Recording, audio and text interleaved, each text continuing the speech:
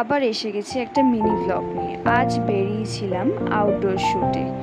ফার্স্টে গেলাম দমদম, ওখান থেকে শ্যামনগর ট্রেনে করে। ট্রেনে বোর হচ্ছিলাম, তাই একটা ক্লিপ কিনে একটু স্টাইল করলাম। তারপর গেলাম অটো স্ট্যান্ডে, অটো পাচ্ছিলাম না, তাই একটু ওয়েট করলাম, একটু স্টাইল করে নিলাম।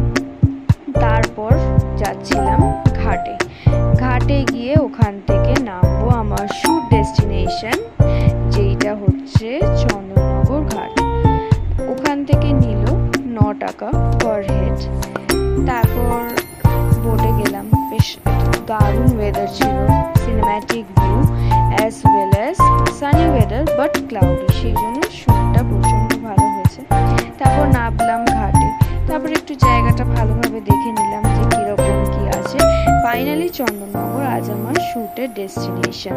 একটু ঘুরলাম, তারপর শ্যুট স্টার্ট করলাম, পোজ দিলাম, ক্যাট মারলাম, মেরে টেরে বেশ হাসাহাসি হলো। শ্যুটের মাঝখানে হাসাহাসি তো মাস্ট।